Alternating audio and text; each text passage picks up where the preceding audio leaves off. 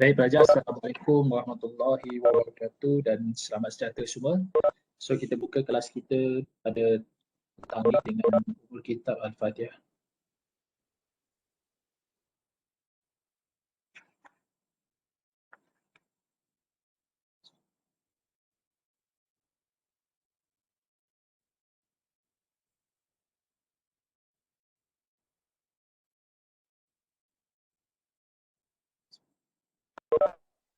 Baik so hari ni kita sambung sedikit berkaitan dengan introduction of counselling personal.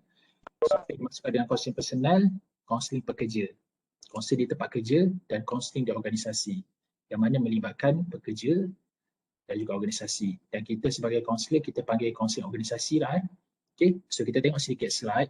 So hari ini kita akan buat lebih pada perbincangan, okay, untuk kita habiskan bab 1 dan besok kita akan, kita ada masa 2 jam, masa besok kita akan dengar pembentang akrab dan sikit bab 2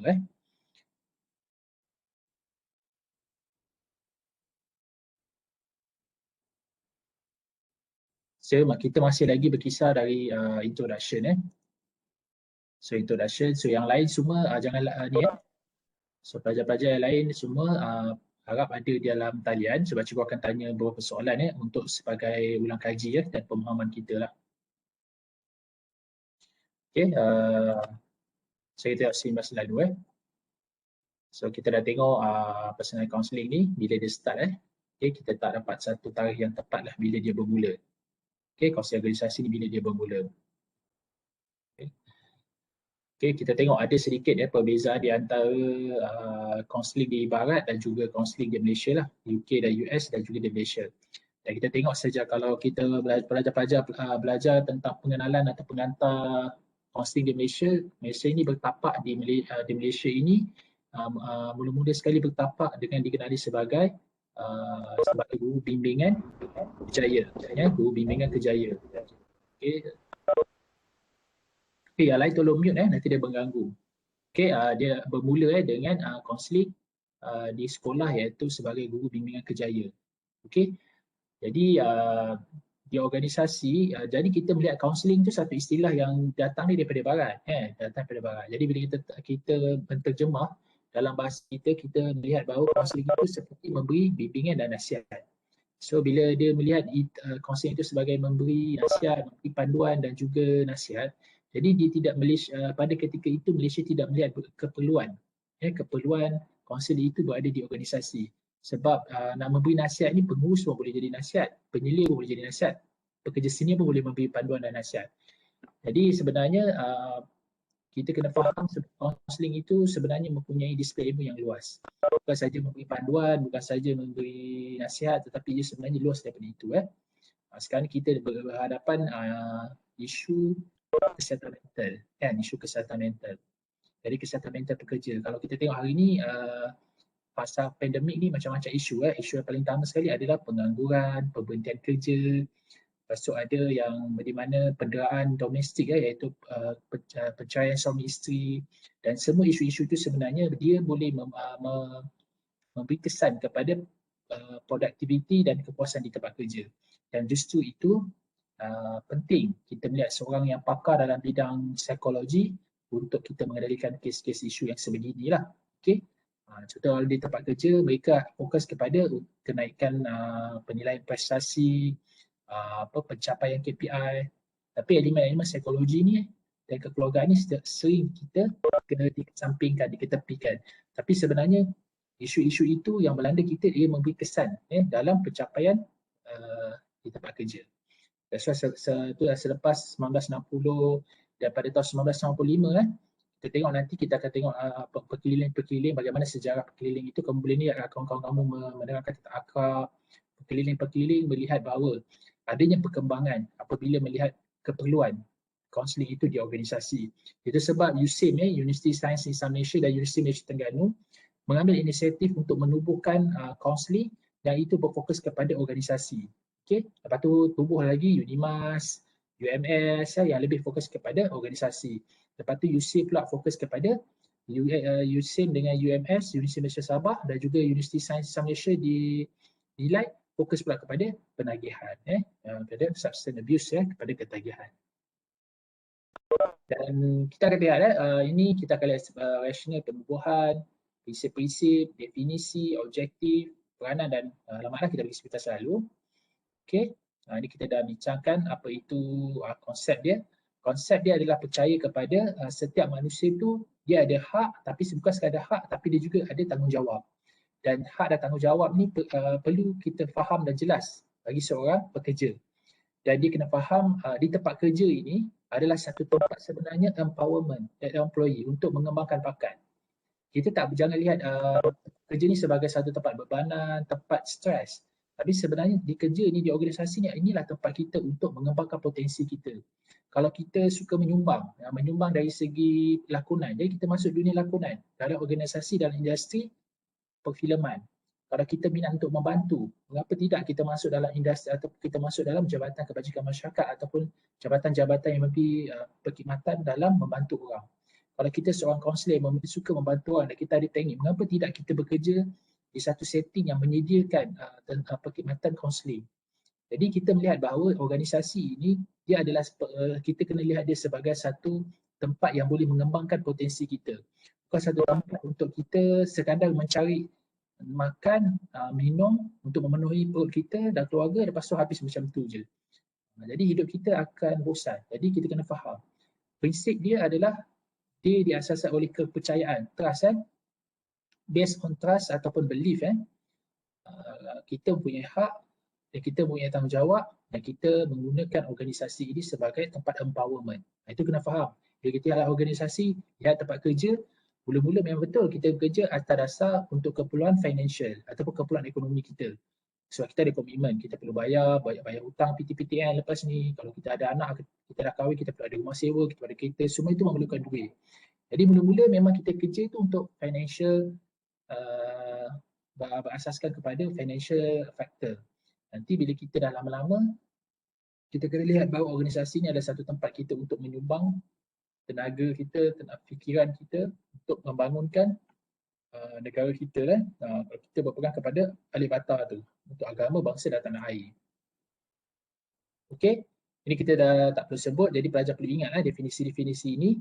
Cuma cikgu nak sebut di sini, definisi ini dia akan melibatkan organisasi, employee iaitu pekerja dan juga kaunselor. Jadi kaunselor dia bekerja sebagai membantu employee, pekerja yang ada isu-isu yang boleh menyebabkan organisasi itu tidak berkembang.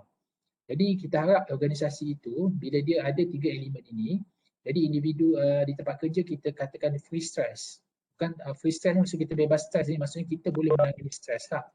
Okey, stres ni kita tak boleh kata dia akan hilang tapi kita freekan dia, bebaskan dia kerana kita kalau boleh kita mengambil langkah pencegahan. Sebab kaunseling itu sendiri pun bukan sahaja pemulihan tetapi dia juga perkhidmatan kaunseling itu sendiri yang kita kena faham dia adalah dia melibatkan pencegahan, dia melibatkan pembangunan, itu perkembangan, dia juga melibatkan pemulihan dan juga krisis intervensi lah.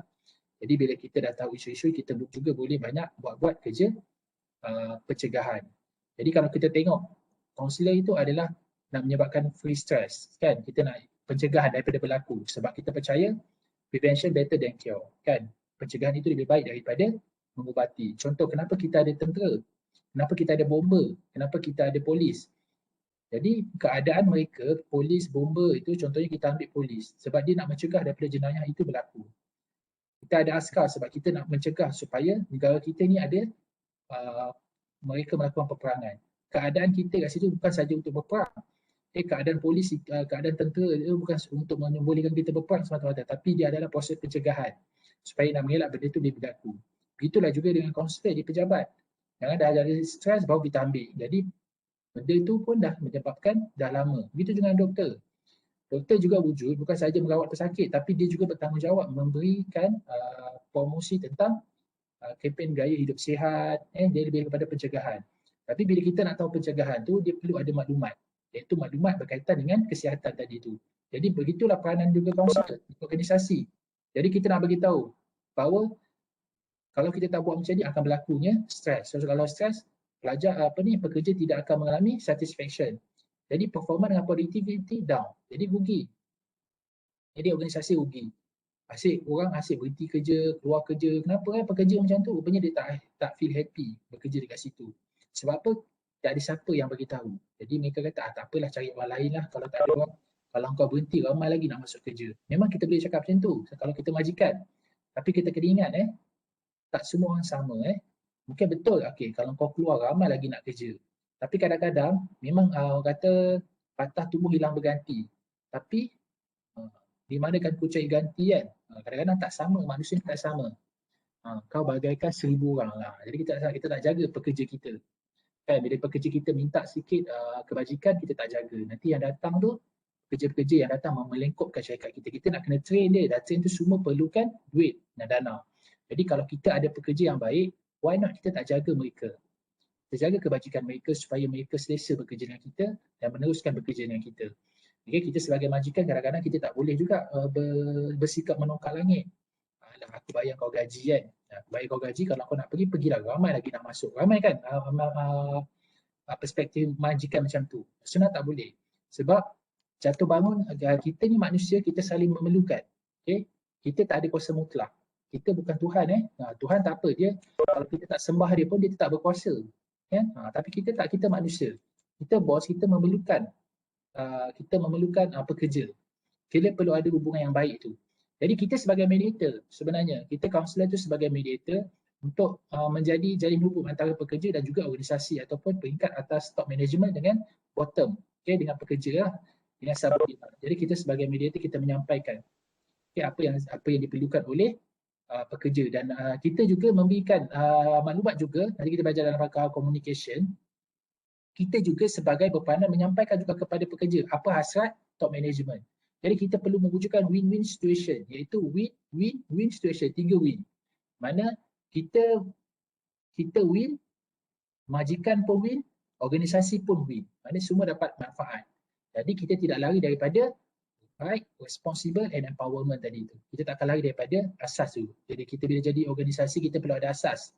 Kaunselor ni kena ada asas dalam dia nak bertindak supaya ia tidak membuat keputusan yang salah. Sebab kaunselor, sesiapa saja dalam hidup ni dia perlu berdepan dengan keputusan. Sebab setiap detik dalam hidup kita, every single day, kita memerlukan keputusan. Dan kita perlu membuat keputusan. Jadi kita perlu ada asas kita. Jadi bila kita membuat keputusan kita adalah yang pertama sekali adalah mesti melibatkan kepentingan umum, bukan bersifat peribadi. Yang kedua mesti jangka panjang, jangan jangka pendek. Jadi atas asas itu, kita akan ada asas itu, jadi kita menjadi kaunselor yang boleh membuat keputusan dengan tegas. Kita bagi tahu employee sebab nanti kita akan tengok.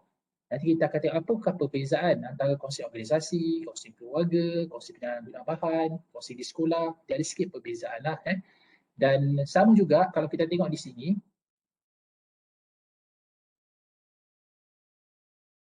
sama juga yang ni kita ada counselling individu, kita boleh buat counselling kumpulan, atau couple masuk dalam group ataupun kita bagi training kat mereka.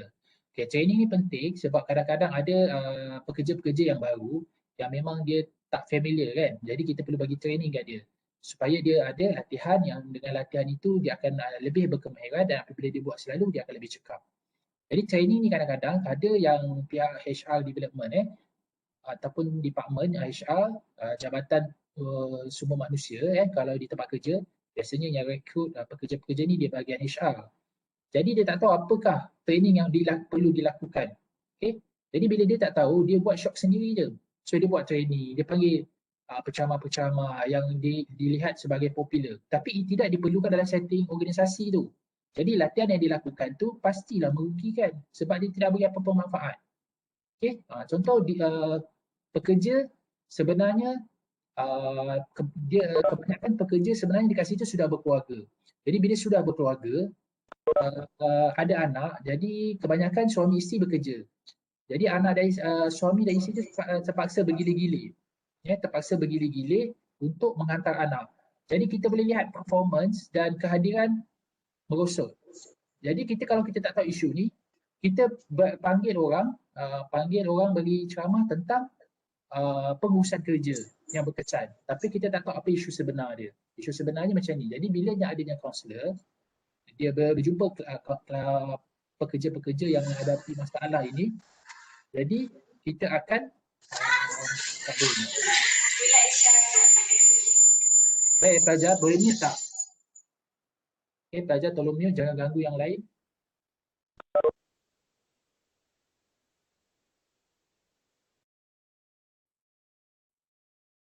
Okay. Okay, pelajar sebelum nak masuk pastikan you mute dulu mute dulu. Lepas tu dia akan mengganggu lah kita punya pembelajaran di dalam pembelajaran online ni. Cikgu,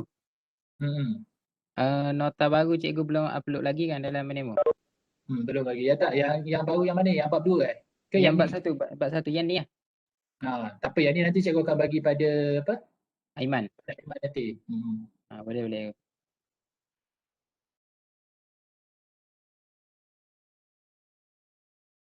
Okey yang ni Okey, yang ni nanti ingatkan balik pada cikgu. Aiman ingatkan cikgu kadang-kadang cikgu terlampau pandang.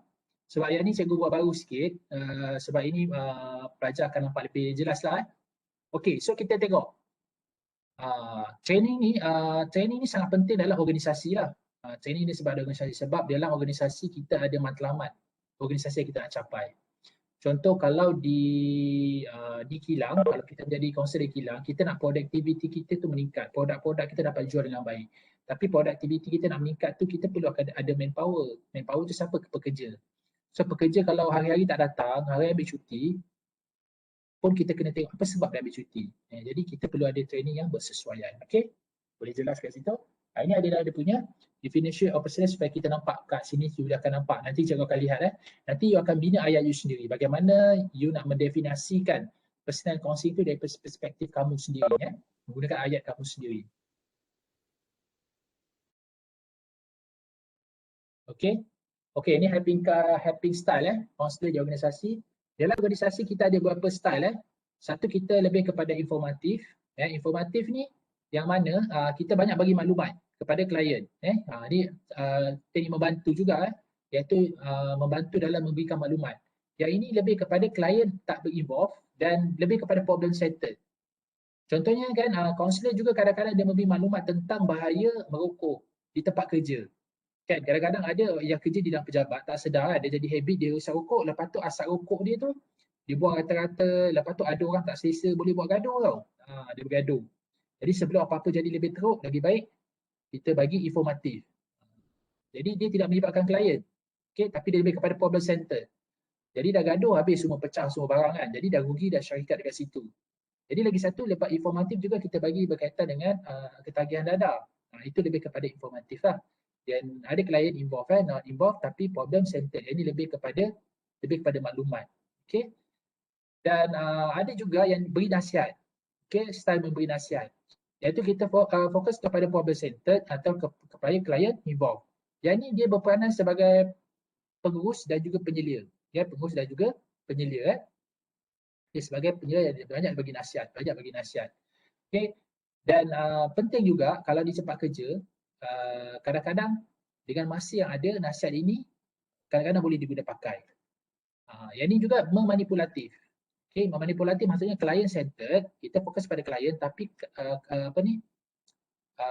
lebih kita pusat kepada klien tetapi klien tidak involve. Dia tak bagi bawah. Macam kita suruh dia buat tu, buat ni. Ini juga kadang-kadang satu cara yang digunakan. Benda yang empat-empat ni semuanya bagus tapi kita kena tahu kat mana kita letak. Macam manipulatif ni kepada pekerja yang memang tak boleh nak bagi nasihat dah. Kita dah bagi counselling kat dia, kita dah bagi nasihat kat dia, kita informatif kat dia, dia masih lagi melanggar peraturan. Jadi kita terpaksa menggunakan manipulatif dengan menggunakan penguatkuasa undang-undang arahan. Kita kena guna power kita. Gunakan power kita sebagai kaunselor, kata kita boleh buat laporan exit polisi. Kalau awak tak macam ni, kamu tak ubah, awak akan ditinggal. Memang kadang-kadang kena juga guna manipulatif. Sebab kadang-kadang ada manusia ni, dia ada setengah manusia ni bila kita berlembut dengan dia, dia ambil itu sebagai advantage. Tapi kita kena mulalah dulu dengan kaunseling yang lembut tu. Tapi ada orang yang memang tak ada kesedaran, jadi kita gunakan undang-undang dan peraturan untuk menegur dia. Memang ada manusia begini kalau di organisasi. Kita guna kaunseling je, nasihat je, informatif tak berkesan. Jadi kita guna juga kaedah manipulatif yang mana kita bagi arahan dekat dia dengan menggunakan penguasa undang-undang atau peraturan-peraturan yang telah ditetapkan. So kalau kamu tak buat macam ni, memang kamu tak akan dapat gaji. tahun ni dan kamu kena bayar denda. Kalau kamu tak bayar denda, you kena terima keputusan yang bahawa awak akan didakwa di mahkamah. Okey, jadi ada juga style. Dan counselling ini dia lebih terlibat kepada client centered dan juga get involved. Maksudnya client involved dan juga client centered. Maksudnya kita fokus kepada klien. Okay, kalau kata dia ada masalah kewangan, okay, kita jangan fokus kepada problem ni, kita fokus kepada klien. Masalah kewangan dari segi apa? Mungkin bila kita tengok dia masalah kewangan tu lebih kepada dia rasa terbeban sebab anak dia banyak sekolah. Jadi kita akan lihat apa yang kita boleh bantu dia yang terbaik untuk diri klien tu. Okay? Bukan yang terbaik daripada ikut problem. Kalau problem kita bagi je duit, settle.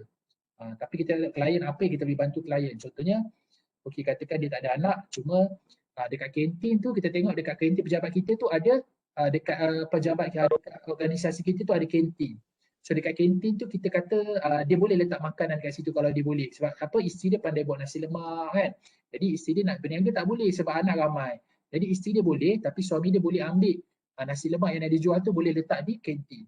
Jadi kita client center, kita fokus kepada klien dan klien mesti involve. Sebab kita nak tahu, kita nak bantu klien tu dia supaya klien boleh buat pilihan dan tanggungjawab. Jadi kita nak dia bertanggungjawab dan menggunakan klien untuk dia bertindak. Jadi counselling cuma membantu. Okay, itu adalah helping style counselor in organisation. Okay? Jadi perlu kadang-kadang kita bertindak. Kadang-kadang kita perlu bertindak menggunakan informatif. Kadang-kadang juga kita bertindak mengikut advice. Kadang-kadang kita juga boleh menggunakan manipulatif. Kalau tengok pekerja yang tak ada, tak makan saman.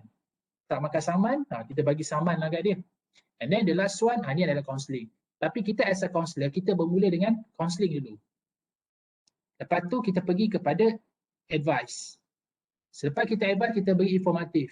Selepas informatif, baru kita bagi manipulatif. Jadi ini adalah cara mengikut setting. Jadi ini peranan kita as a counselor di organisasi. Ya. Itu ada beza dia sikit. Jadi ini objektif. Objektif yang kita nak capai. Jadi kita dah bincang hari itu. Ini adalah rasional. Kenapa perlu penubuhan di counselling di organisasi ataupun counselling pekerja lah. Personal ni pekerja. Dan prinsip counselor, okay, dia punya prinsip-prinsip kita kena pegang adalah kita kena faham makna yang tersirat. Lepas tu kita beri attention kepada pekerja, listen carefully because before making any judgement, sebelum kita nak buat apa-apa penilaian, dengar dulu, listen first. Okay, listen and understand. Okay, avoid making criticism and giving hasty advice. Dia tidak membantu pun. Dia tidak membantu. Kalau kita mengkritik orang pun kita tidak membantu. Takut kita akan terperangkap dengan jerat tu. Sebab kita kena ingat, kita ni walaupun kita kaunselor, kita juga manusia. Kita pun tidak lari daripada melakukan kesalahan. So bila kita tidak lari daripada kesalahan, bila kita terlalu suka mengkritik orang, kita mengkritik orang, tiba-tiba kita pun buat kesalahan yang sama, jadi kita nanti dapat balik apa yang kita bagi tu. Kita dapat balik. Jadi sebagai kaunselor, kita beranggapan bahawa manusia itu tidak sempurna. Okay, kalau dia salah, kita boleh bagi teguran. Tapi menghukum bukan kita punya pekerjaan lah. Okay, sebab kita tak boleh menilai orang sebab kita tak tahu dia punya takdir kita tak tahu. Mungkin kadang-kadang bila dia dah lebih baik, dia lebih baik daripada kita. That's why criticism dan memberi nasihat-nasihat yang tak baik ni sebenarnya tidak membantu dalam perkembangan klien. Malah dia akan wujudkan rasa dendam, rasa marah, dan bila satu ketika kita buat silap, dia akan kenakan kita balik. Ini biasa berlaku dalam organisasi. Jadi kehadiran kita untuk membantu, membantu, memahami dan cuba memberi jalan penyelesaian. Dan kita jangan buat an agreement extreme lah. Okay? Kita hanya bincang dengan dia. Setuju atau tidak, itu terpulang kepada individu tu. Dan kita kena bersetuju, agree with disagree. Maksudnya kita kena bersetuju dengan orang yang tidak bersetuju dengan kita. Kita boleh berlapang dada lah, senang lah kita berlapang dada. Sebab kalau benda yang baik pelajar, kalau benda itu betul lah dalam istilah kehidupannya, kalau pelajar tengok, apa-apalah kata kira kamu dalam ada setting macam mana pun, kalau benda itu betul kalau benda itu hak, walaupun hari itu nampak macam tak betul, akhirnya akan betul juga. Yang betul akan betul. Okay, yang salah akan salah. Itu sebab dalam istilah kita, pepatah Melayu kata, jangan menegakkan benang yang basah. Jangan menegakkan benang yang basah. So kalau kita betul, kita cakap dia yang betul. Kalau dia tak terima, kita tak boleh nak buat apa. Kita tak boleh paksa dia. Sebab yang betul tetap betul. Yang salah tetap salah. Okay, kau pergilah ambil lawyer ke nak lawan. Tapi kalau salah tetap salah juga. Okay? So do not quarrel. Okay, and argue extreme. Jangan kita terlalu pertelingkahan dan benda-benda macam ni. Kalau dia tak boleh terima, tak apa. Kalau dia kata kita bukan-bukan, tak apa, kita terima saja. Okay, that's kita kena faham prinsip tu supaya kita tak rasa terlalu terbeban dan hingga hilang kita punya etika sebagai kaunselor. Sebab kita nak menegakkan kebenaran tu bagus. Tapi kalau dia tak boleh terima, kita jangan sampai adanya persengketaan lah. Nanti jadi tengok sesi kaunseling ni, orang akan lihat tak membantu lah. So kalau pergi kaunseling pun bergaduh, buat apa kan. Jadi kita kena jaga juga kita punya image as a counselor kan. Okay, kita lah kena jaga. Kalau kita tak jaga, siapa lagi kita kaunselor kena jaga. Orang kata kita jaga kita. Okay, jadi kita nak bincang role dia. Okay, kita kena buat assessment, bagi peluang, kita diagnose, kita bagi dia berfikir secara rasional. So kena faham prinsip untuk berfikir secara rasional ni pelajar, you kena bagi ruang kepada klien meluahkan apa yang dia fikir. Okay, bagi dia ruang untuk dia berfikir, dia luahkan apa yang dia rasa. So memang kadang-kadang dia berfikir rational belief, tapi kita gunakan persoalan-persoalan, kita tanya dia supaya dia silap akal lah. Okay, contoh dia kata, dulu saya dekat tempat lama, bos saya memang sporting kan. Saya datang lambat pun dia tak marah. Ini saya datang sikit-sikit nak marah, sikit-sikit nak marah. So kita tanya dia, kalau kamu jadi bos, kamu nak macam mana? Dia kata, saya nak jadi bos yang sporting. Okay, bos yang sporting. Kamu rasa kalau bos tu sporting, kamu boleh meningkatkan performance kamu? Dia kata, boleh juga saya meningkatkan perform. Okay, jadi kamu rasa kalau kamu ada bos macam kamu tak boleh ubah bos kan? Awak rasa boleh ubah bos? Tak boleh. So kalau awak tak boleh ubah bos, awak rasa apa yang perlu awak ubah? Saya rasa saya perlu ubah diri saya lah kot kan. Saya perlu ubah diri saya menjadi lebih baik lah. Sebab kalau saya gaduh-gaduh dengan bos nanti, kalau dia suruh saya berhenti kerja, saya nak cari. Saya pun dah umur dah 40 lebih dah. Nak dekat tu, siapa nak habis saya kerja? Okay, awak rasa sekarang ni, awak perlu ubah bos awak ke ubah diri awak? Saya ubah diri saya lah kot. So apa yang awak nak ubah? Saya rasa kalau dia suruh saya datang awal, saya datang je lah awal. Apa salahnya saya datang awal kan? Bukan apa-apa pun. Lepas saya hantar anak saya terus saya pergi kerja. Tak ada, saya balik duduk tidur. Jadi kita cuba berbincang dengan dia dan kita bagi dia soalan-soalan yang bermuka minda. Supaya check very clear lah. Okay? Itu peranan kita lah. Okay? Sebab kita nak think rational ini bukan budak. Bukan semua orang boleh berfikir macam kita berfikir. Tapi cara dia apa? Kita bagi dia spark dia dengan ayat-ayat soalan-soalan yang boleh dia berfikir. So kita kena faham manusia ni tak sama. Dan tak semua orang fikir macam kita. So kalau semua orang fikir macam kita pun tak best dunia ni. Dan hidup ni tak ada warna-warni. Okay, jadi kehadiran kita memahami bahawa manusia tu unik. Itu kena pegang tu. Itu kena pegang betul-betul. Manusia tu unik dan manusia tu berbeza. Tetapi yang penting dia adalah kita perlu ada matlamat yang sama dalam hidup ni. Matlamat kita perlu pegang tapi pendekatan tu berbeza-beza macam mana kita nak capai. Okay? Itu kita faham tu sebagai kaunselor tu. Kalau tidak, kita sedih. Dan ingat, kita tak boleh mengubah orang. Dan kalau dia tak berubah, kita dah bantu dia, kaunselor tak rugi pun. Kalau kaunselor buat kerja betul-betul, buat apa yang dia arah tapi pekerja tak nak dengar. Kita cuba bagi yang baik, dia tak nak dengar. You tak rugi sebenarnya, kaunselor tak rugi. Yang rugi adalah pekerja. Okay? Kita hanya menyampaikan je, kita tak boleh ubah orang. So jangan fikirlah nak ubah orang. Jangan bila datang ke situ kita rasa kita nak ubah dunia. Jangan. Kita rasa kehadiran kita di dalam organisasi itu sebagai ejen perubahan, betul. Tapi ingat kita nak ubah orang ni bukan sesuatu yang mudah lah. Okay, and then to enhance employee communication within the organisation. So kita nak wujudkan satu komunikasi yang sihat lah. Satu komunikasi yang sihat. And then to improve and motivate workers. Dan kita nak tingkatkan dia dan juga kita nak bagi semangat pada workers supaya biar matlamat hidup dia jelas. Kenapa dia perlu bekerja? Okay. Okay, yang ni antara personal management purpose. Maknanya purpose ni maksudnya tujuan pengurusan personal lah. Okay. Jadi kita sama-sama terlibat sebenarnya as a counselor, kita sama-sama terlibat untuk dalam proses pembangunan staff ni. Kita kena ada sebenarnya. Kita kena duduk di HR. Okay, kalau kita duduk di promosi tu nampak kurang cantik lah. Counselor perlu duduk di bawah HR sebenarnya, Human Resource Development, iaitu Jabatan Tenaga Manusia. Kita duduk di situ. Tapi kadang-kadang dia letak kita kat bahagian latihan pun is okay. Kadang-kadang ada counselor di organisasi letak kita di bawah pengurusan dan latihan. Atau dia letak di bawah pembangunan manusia. Tiba dia letak kita pengurusan file. Itu macam tak kena lah. Macam tak kena. Lepas tu dalam bidang promosi. mungkin okey kita boleh bantu, tapi bahagian promosi ni pun nampak macam nak pergunakan kaunselor ni untuk mempromosi, untuk menggunakan persuasive skill untuk kita servis apa tu, kita jual kita punya produk. Tapi sebaiknya kita duduk di management, di bahagian HR ataupun di unit latihan. Itu cantiklah kalau kita duduk di organisasi lah. Okey. Jadi kita boleh bagi give information, kita boleh encouraging awareness, and then giving support, and then conflict solution and making decision. Okay? Okay. Jadi apakah matlamat? Dalam ni kita nak help client lah become comfortable living life and success. And able to customer to be in his own mood and to accept himself. Okay. Baik ya pelajar. Di dalam satu pekerjaan, kita ni memang ada sistem hierarki. Okay, ada sistem hierarki lah. Sistem hierarki ni maksud apa? Maknanya ada bos, ada top management, mula ada CEO. Lepas tu CEO bawah dia ada apa? Ada manager kan, ada pengarah, kan? Ada director, lepas tu ada manager, lepas tu manager pula banyak pula. Okay, ada floor manager, okay, macam-macam manager. Lepas tu ada staff, ada supervisor. Jadi bila kita berhadapan dengan isu benda macam ni, kita memang kadang-kadang terbawa-bawa dalam pekerja tu, memang kita kena faham status kita. So status kita, dan kita sebagai pekerja, kita kena faham status kita dan kita bertindaklah mengikut apa yang telah diamanahkan. Dan kita kena terima diri kita. Ya, dan buatlah kerja tu mengikut kerja kita. Jangan suka fokus kerja orang lain. Kan? Nanti kerja awak tak jalan, jadi goyahlah organisasi tu.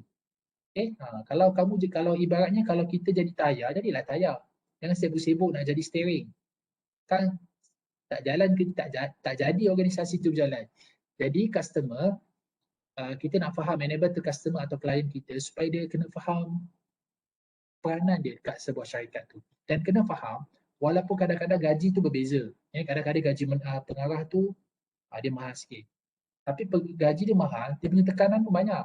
Nampak duduk kat pejabat kursi empuk, duduk kat aircon kan. Kalau dia tak buat kerja tu, habis. Jadi dia punya tanggungjawab pun sebenarnya besar. Jadi kita kena bagi tahu pekerja kita bahawa setiap dalam organisasi ni pekerja adalah penting. Kita adalah penting. Makin tinggi dia punya kedudukan tu sebenarnya makin berat dia punya tanggungjawab dan amanah dia. Jadi buat dulu kerja kita meningkat sikit-sikit. Masalah kita di tempat kerja, kadang kita suka buat perbandingan.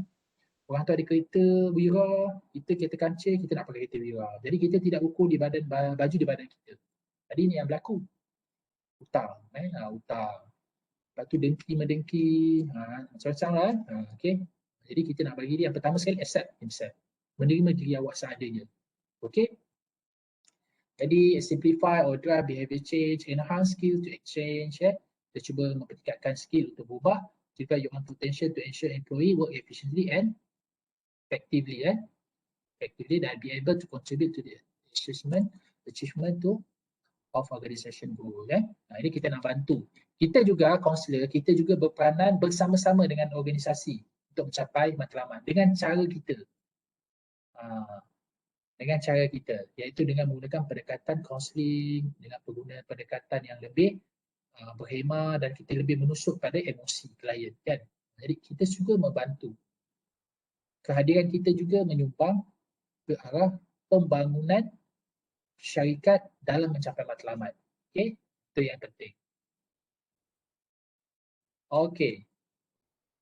So yang ni So kenapa employer introduce counselling personal? Mengikut kajian Maya, ini dah lama 1995. Nanti awak akan dapat lagi kajian-kajian baru.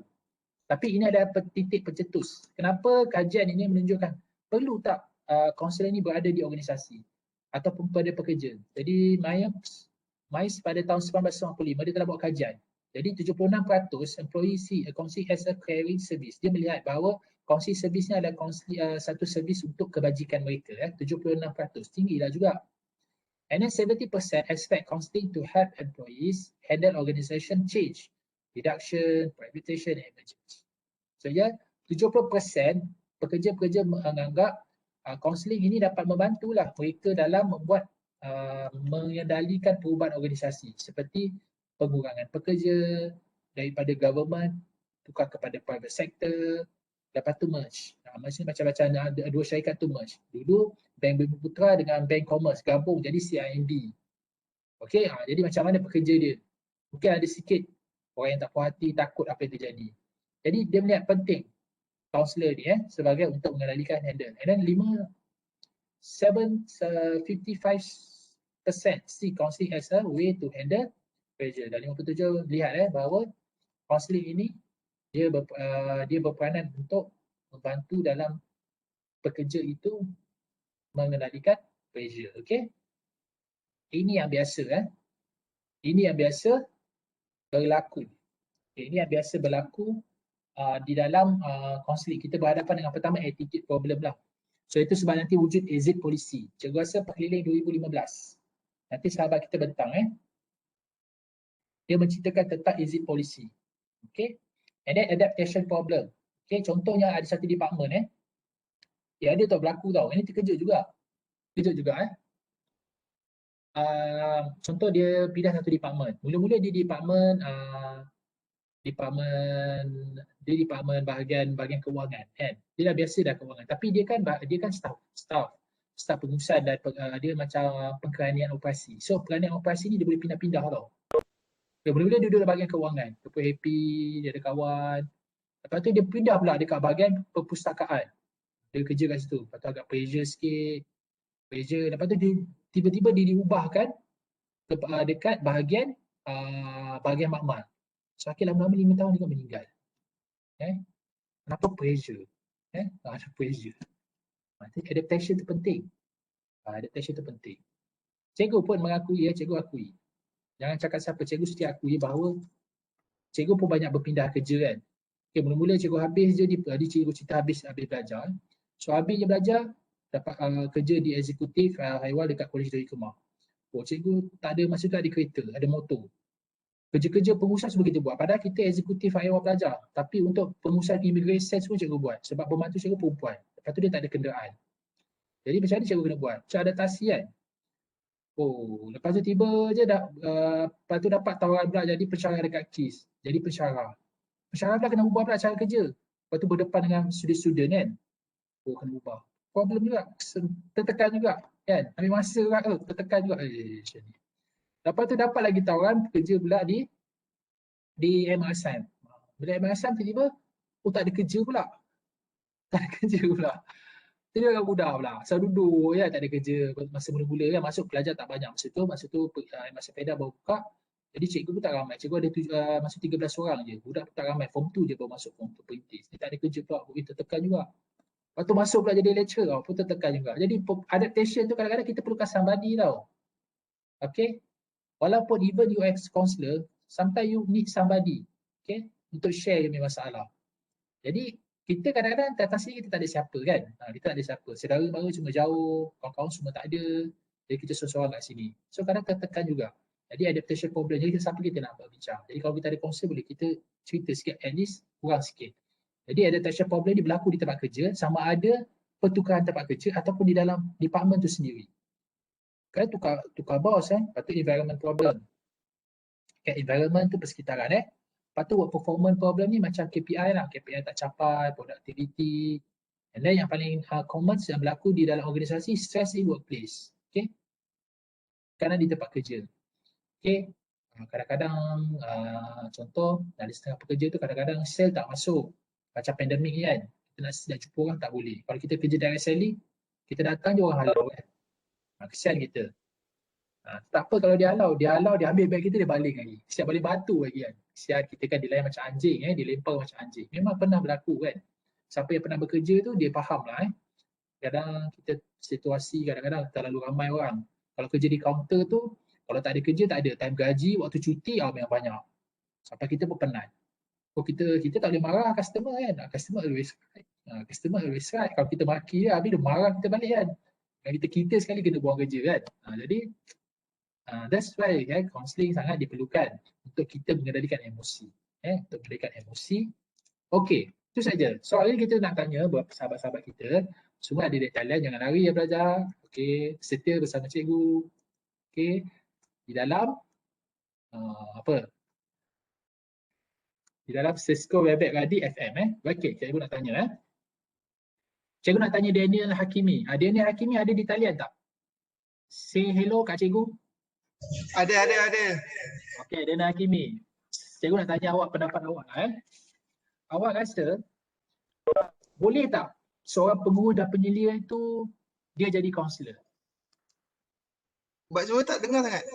Ya. Boleh tak seorang pengurus atau penyelia dia boleh jadi kaunselor di organisasi? Rasa saya boleh kot. Okey. Kalau boleh tu, Hmm? bagi hujah awak. Kenapa boleh awak rasa? Sebab macam penyelia ni, macam kalau kat organisasi dia menyeliakan pekerja-pekerja lah. Okey. So kalau macam pekerja tu ada masalah ke apa ke, mungkin pekerja tu akan merujuk kepada penyelia tu dahulu, dan penyelia tu pun sedikit sebanyak boleh juga membantu pekerja tersebut. Contoh macam pekerja tu baru masuk kerja, tak tahu macam dia shift A ke, shift B ke, shift C ke. So dia bertanya dekat penyelia tu, tu tentang gaji ke. Okay. Jadi gaji tu kan kerja kaunselor. Gaji tu kerja bukan kerja kaunselor. HR lah. HR. Apa kaitan dengan kaunselor? Tanya ni cikgu tanya tau. Cikgu tanya. Apa kerja dengan, apa kaitan dengan ni? Apa kaitan dengan kaunselor?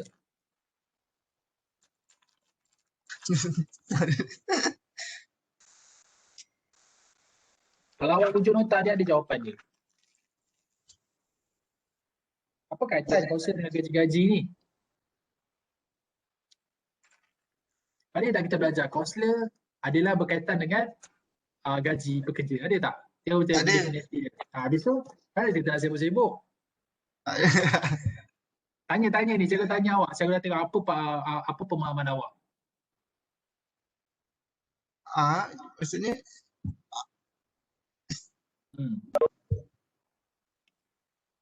Boleh tak Daniel, pengurusan penyelia tu dia jadi kaunselor? Kembali kepada soalan asal. Bagi saya boleh penyelia. Okay. Sebab apa? Bagi satu reason yang kukuh. Yang macam saya cakap tadi tu dia macam dia boleh membantu pekerja lah. Dia bantu pekerja Okey, tak apa. Terima kasih Daniel. Sama-sama. Okey, kita tanya Fidaus. Fidaus, Amri ada di talian? Ada. Okey, Fidaus. Awak setuju tak kalau pengurus penyelia tu jadi kaunselor di organisasi? Okey, untuk menjawab soalan cikgu tu, pendapat saya tak setuju sebab akan jadi dual relationship lah atau mati jadi dua peranan lah. Okey, Daniel dia tak setuju dengan awak. Okey, Fidaus, apa reason awak? Awak rasa tak boleh? Sebab Daniel kata boleh, awak kata tak boleh. Yang pertama, kalau hari itu saya ada buat pasal multi relationship dengan dual relationship ni. Sebab dia menjadi kesalahan etika kalau ada dual relationship ni. Tapi macam kalau untuk kebaikan boleh dimaafkan lah benda tu. Tapi still tak boleh lah. Dia boleh ke tak boleh? Tidak, dia boleh ke tak boleh? Cikgu tak faham lah. Tak boleh. Tak boleh. Tak boleh Tak boleh sebab? Sebab dia di kesalahan etika di bawah dual relationship. Dual relationship lah. Okay, dia dual relationship. Okay, kita dah dengar Chua. Chua, dah lama tak dengar suara Chua. Kejap Wait. Okay. 3 seconds.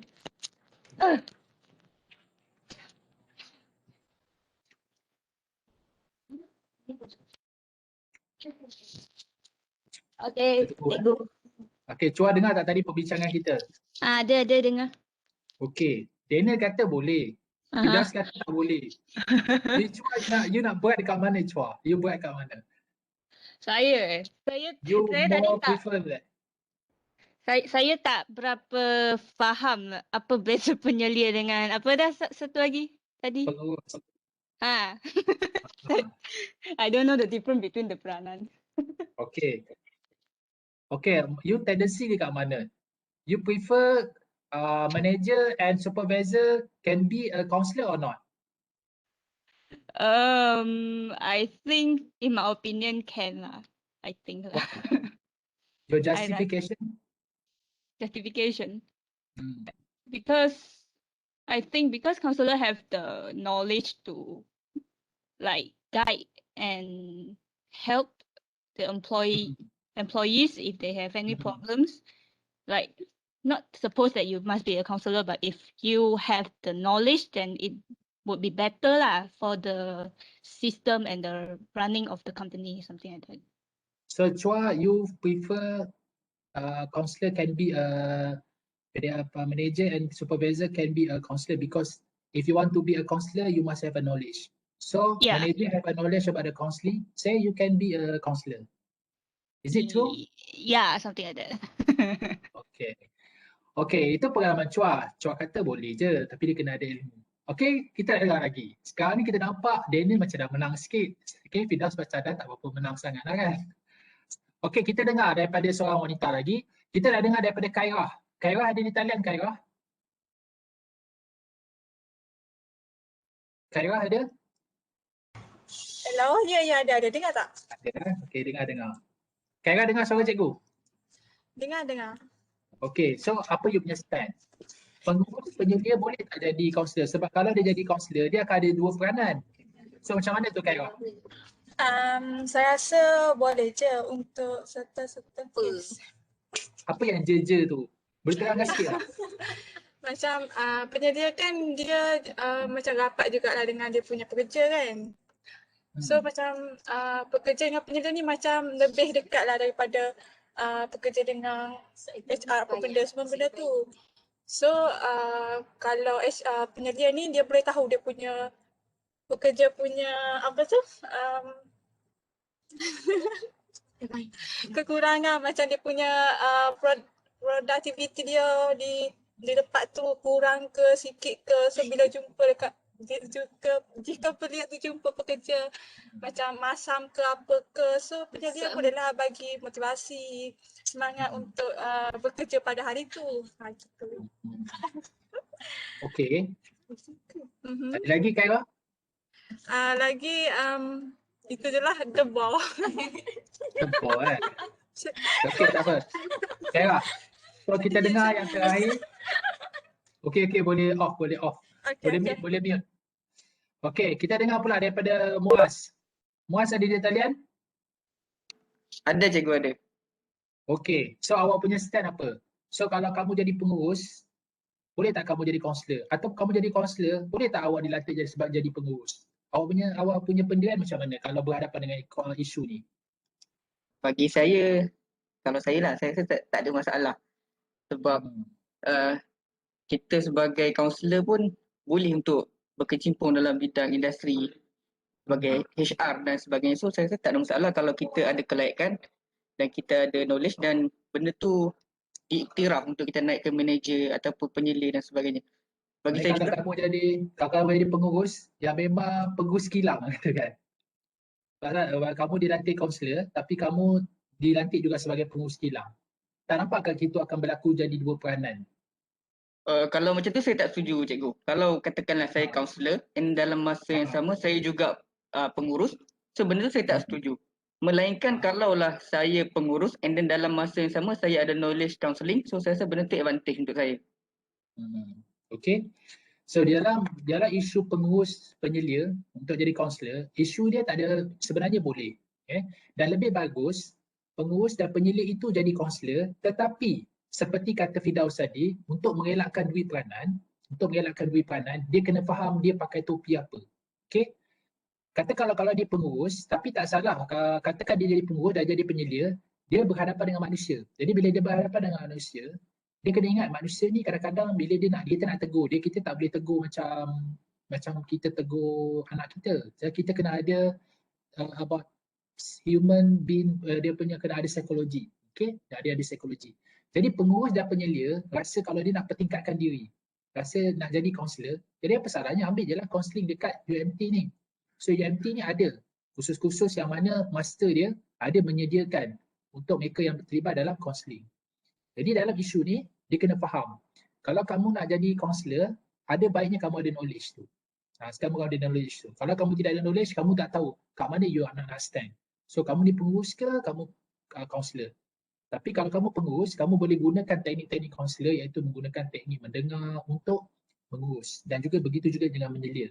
Jadi dalam kita guide, kita bagi bimbingan tu, kita akan bagi coaching kat dia. So kita tak marah-marah kat dia.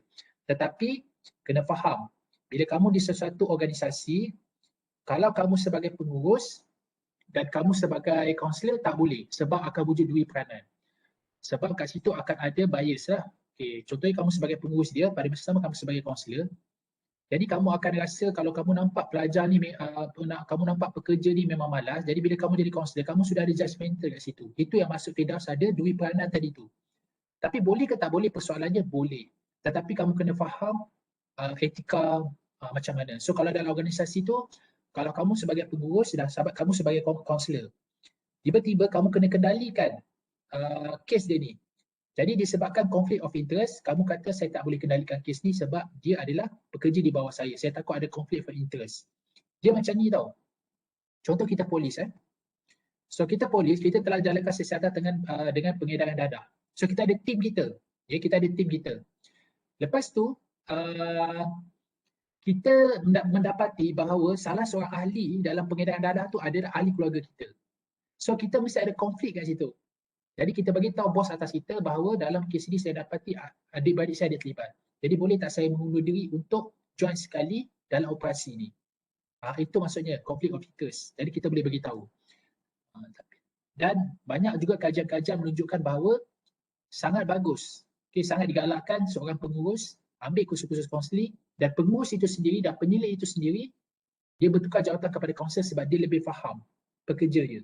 Dia lebih faham pekerja dia. Sebab kita kena faham budaya kita tak boleh bawa budaya kita dengan budaya dia. Contohnya ada budaya orang Melayu, ada budaya Cina, ada budaya India, ada budaya Iban. Dia punya budaya tu tak sama, budaya kerja tu tak sama. So yang penting dalam organisasi produktiviti meningkat, income maksudnya pendapatan syarikat naik. Okey, cara nak buat benda tu itu kena ada ilmu dan knowledge. Okey, itu isu dia. Okey, kita pergi pula perbincangan yang kedua. Cikgu nak dengar daripada Nabila Mahdi. Okey, Nabila ada di talian? Nabila Mahdi ada di talian? Okey. Tak ada, kita dengar lah. Norai Sofia ada? Sofia ada di talian, Sofia? Ada. Okey, Sofia. Cikgu nak tanya pandangan awak. Okey. Awak rasa apa perbezaan kaunseling keluarga, kaunseling sekolah dan kaunseling di organisasi? Apa beza dia? Saya rasa ada banyak beza. Kalau kaunseling keluarga dia fokus kepada keluarga. Kalau kaunseling sekolah dia fokus kepada budak sekolah. Kalau kaunseling industri dia fokus pada pekerja dekat tempat kerja. Tapi kaunseling industri, contoh kalau pekerja tu dia ada masalah dengan family dia, mungkin dia boleh cerita juga kat kita. Lepas tu tapi kita tak jadi kaunseling keluarga. Kita cuma, saya nak kata macam kita tu tak mendengar masalah dia, tapi kaunseling keluarga dengan kaunseling industri dengan kaunseling sekolah bagi saya dia benda yang berbeza. Dia ada fokus dia masing-masing bagi saya. Okay, fokus dia apa? Boleh ulang balik? Sekejap. Fokus dia contoh macam kalau kaunseling sekolah, fokus dia pada student, pada masalah student tu dekat sekolah. Kalau kaunseling keluarga, fokus dia masalah dia dalam masalah family. Masalah macam perbezaan nilai dalam family tu. Bila kaunseling keluarga, kita kena buat kaunseling dengan satu keluarga. Tak boleh dengan anak saja untuk kita selesaikan, bukan kita selesaikan masalah family, untuk kita tahu apa masalah dia orang, macam mana kita nak tu. Tapi kalau kaunseling organisasi pula fokus pada pekerja tu dengan organisasi. Pekerja tu macam mana kerja dia dekat organisasi macam tu. Macam tu. Okay, terima kasih Nur Sofia. Sama-sama cikgu. Okay, kita dengar daripada, cuba aku pilih.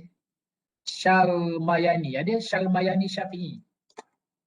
Syarmayani Syafi'i ada di talian? Ada. Okey, Syarmayani. Apa perbezaan antara kaunseling sekolah, kaunseling keluarga dan juga kaunseling pekerja atau kaunseling personal? Perbezaan.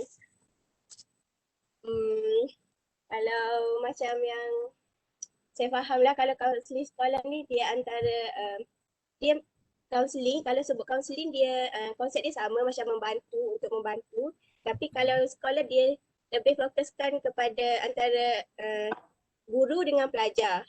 Kalau Ya dekat ke? organisasi Tanya. Betul ke guru dengan guru dengan pelajar je? uh, tak tahu. tak. Dia boleh juga antara cikgu sama cikgu pun mungkin boleh. Mana ni cikgu pelajar? Nak fokus mana ni? Kebanyakannya pelajar lah, pelajar. Pelajar ke cikgu awak ni? Pelajar. Okey. Bagi itu kongsi di sekolah lah. Sekolah kot. Okey. Apa beza kongsi keluarga pula dengan pekerja? Kalau kaunseling keluarga, dia fokuskan kepada isu yang dihadapi oleh keluarga, macam kalau ibu ayah, anak, macam tu kot. Okey, pekerja? Kalau pekerja, isu di tempat kerja macam tekanan yang dihadapi oleh pekerja, isu Itu je lah. Okey, tak apalah. Terima kasih kerana sumbangan hari ini memberi idea. Kita dah dengar daripada Zulaiha. Zulaiha Muhammad ada di talian? Zulaiha ada di talian? Ada. Zulaiha, apa beza antara sekolah, konsili keluarga, konsili pekerja ni? Kalau bagi saya macam lebih kurang dengan Safia tadi juga. Dia macam kalau kaunseling sekolah, dia fokus kepada, maksudnya mungkin hal masalah pelajaran pelajar disiplin macam tu. Kalau untuk kalau family keluarga berfokus kepada perhubungan dalam keluarga lah. Kalau yang organisasi dia pekerja, maksudnya macam pekerja, masalah pekerja. Contoh macam prestasi dalam kerja macam tu. Okay, terima kasih. So maknanya kalau kita nak tahu perbezaan dia, jadi kita tengok fokus dia lah. Counselling ni sama je. Counselling tu mesti ada STPM A+ tu mesti ada lah konsep-konsep tu. Cuma kalau di sekolah dia lebih fokus kepada academic performance lah. Biasanya kalau pelajar yang tak datang sekolah, yang punya masalah disiplin, yang ada masalah pembelajaran, biasanya akademik dia akan berundung. So fokus dia biasanya pelajar-pelajar yang dirujuk ataupun masa pelajar berkisar kepada academician lah. Kenapa dia punya akademik boleh menurun. Sebab kadang-kadang kita check balik, rupanya dia ada masalah kewangan, dia ada masalah disiplin, dia ada masalah sikap, mungkin dia dibuli. Jadi dia akan menyebabkan akademik dia down. Jadi indikator untuk kita lihat di sekolah banyak kepada berpusat kepada pencapaian akademik dia. So naik ke turun. Jadi fokus dia kepada kita bagi dia untuk berdisiplin, kita fokus dia pada teknik pembelajaran dia betul, kita ajar dia supaya stres, supaya dia dapat pencapaian akademik yang bagus. Okay. Kalau di keluarga, macam kita fokus kepada perhubungan perhubungan keluarga supaya keluarga dia tu working well. Okay, adanya kasih sayang yang menyampaikan. Jadi kita fokus kepada keluarga. Jadi tapi tetap sama STPM A+ tu mesti ada. Okay, kita akan terapkan. And then kalau pekerja dia lebih kepada performance. Okay, performance. So, sebab ada izin polisi, maksudnya performance. Jadi kita bila buat izin polisi ni maksudnya kita tak nak buang pekerja tu semudahnya. Jadi kita nak faham dulu apakah isu pekerja tu. Jadi kita cuba bantu dia. So lepas kita nak bantu dia, dia pun tak nak bantu diri dia sendiri, jadi kita baru buang kerja dia. Okay. Jadi fokus dia adalah berbeza tapi pendekatan lebih kurang sama. Okay, kita ada lagi 1 minit lagi. Cikgu minta awak 2-3 minit lagi. Okay, supaya kita nak habiskan subjek ni. Kita nak dengar daripada tadi perempuan kita dengar daripada lelaki pula. Kita nak dengar daripada Amirul Aiman. Amirul Aiman ada di talian? Ada cikgu, ada. Okey Amirul, kalau kamu sebagai kaunselor di organisasi, awak rasa apa cabaran yang awak akan hadapi sebagai kaunselor organisasi? Okey, yang pertama sekali mungkin dari segi perbezaan pangkat lah. Mungkin kalau ada bos yang ada masalah ke yang nak jumpa kita,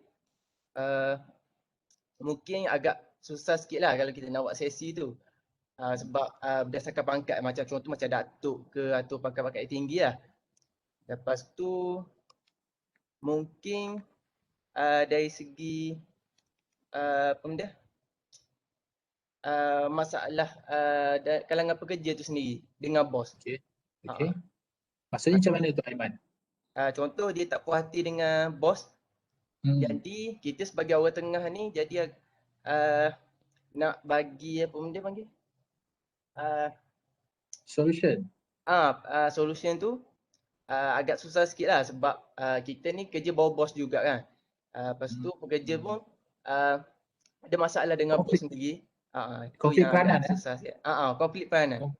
Konflik peranan dalam menentukan keputusan. Betul-betul. Dia telah mati mak, dia di luar mati bapa. Okey. Dia betul kalau kita jadi kaunselor di organisasi, kita kan kaunselor ni grade 41. Katakan kita grade 41. Lepas tu ada izin polisi, bos kita grade 52. Tapi dia terpaksa masuk juga grade polisi, dia terpaksa juga masuk dalam skim polisi sebab dia punya performance bawah 50. Dia dapat D. Jadi kena jumpa kita as a kaunselor. Jadi grade dia dah tinggi daripada kita. So kita nak cakap dia macam dia nak dengar je. Kata kau kan, masa kau belum ada pun aku dah ada dah. Kau kena sedar diri grade kau berapa. Itu memang cabaran dia.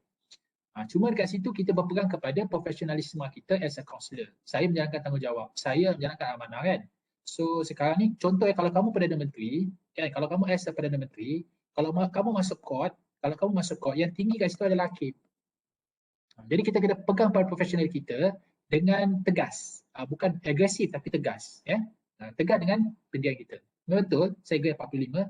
Tapi peranan saya macam ni. Ini memang akan banyak berlaku. Jadi kita pegang kepada kita punya, itu sebab dalam kerja kita kena faham kita punya apa panggil garis panduan kita punya kerja tu. Okey, supaya kita bertindak tidak lebih dan kita tidak kurang, kita menjalankan tugas. Begitu juga kalau kita berhadapan dengan konflik pekerja tadi tu kan, pekerja dengan bos. Jadi mungkin pekerja tu memang bos tu salah, kita nak menjadi baik pekerja, jadi kita bertindaklah mengikut apa yang ada itu. Sebab bila kita masuk kerja, kita tengok kita punya apakah etika dan apa kita punya garis panduan. Jadi kita bertindaklah dengan kita punya tanggungjawab kita. Kalau kata kita bersalah, kita ada dignity kat situ. Contoh seorang pegawai polis.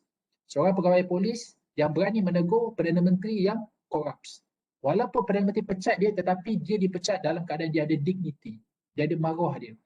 Okay, itu sebab kita as a counselor, kita kena pegang kepada dignity tu. So kalau you bos, kalau you tak buat kerja, kalau you rasuah, saya akan laporkan. Dan kalau you nak pecat saya, you boleh pecat saya, tapi you tak boleh memecat maruah saya. Jadi you become a counselor with dignity. Jadi tapi itu cabaran lah. Sebab apa kita fikir kita ada anak, kan anak kita nak makan, siapa nak ambil aku kan, aku dah 85. Tapi you kena faham, bila you mempertahankan sesuatu kebenaran yang memang kamu bekerja ke arah itu, kamu pegang benda tu, itu ada kejawab. Jadi tak kira saja bukan kaunselor, kalau you kerja sebagai ketua polis, kalau you kerja sebagai peguam negara, kalau kata Perdana Menteri itu salah, memang ada bukti yang cukup. Why not you tak charge dia kat mahkamah. Tapi kalau dia pecat awak, ingat, yang hak tu tak hak. Maksudnya dia pecat awak masih ada dignity tu. Masih ada maruah tu. Tapi kalau kamu masih mempertahankan dia, kamu ada jawatan tu, tapi jawatan awak itu, tapi kamu sudah hilang maruah kamu sebagai penjawat awam yang memegang amanah yang telah kamu tanda tangan. Kalau you as a counselor, you berpegang kerja ini. That's why counselor kadang-kadang dia perlu bertegas. Kadang-kadang dia lembut, tapi istilah yang paling baik saja kita gunakan counselor di organisasi itu, dia perlu ada sikap bertegas lah, tapi dalam keadaan berhemah. Supaya kita selalu pegang. Tak apa, kalau dia nak pecat aku, tapi aku tetap berpegang aku punya dignity. Okay, so kita berhenti dulu setakat ni. Besok kita akan bincang lagi isu-isu yang kira menarik di dalam kelas kita online. Dan besok kita akan dengar lagi Akrab. Dia akan berkongsi slide lah, cikgu rasa nanti boleh bagi kepada Aiman untuk Aiman pass kepada cikgu. Nanti kita akan kongsi slide. Cikgu suka slide-slide yang kamu buat tu boleh berkongsi dengan cikgu. InsyaAllah kadang-kadang cikgu guna juga slide tu kan. Slide sini awak tu cikgu akan perbaharui nota-nota cikgu.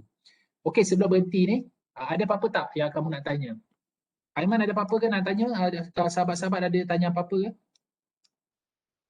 Setakat ni tak ada lagi. Tak ada So, kalau tak ada, so kita berhenti setakat ni. Terima kasih. Besok pagi insyaAllah kita akan memula kelas macam biasa pukul 8.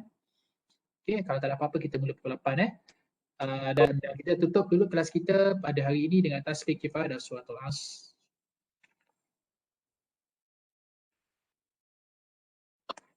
Okey, terima kasih semua.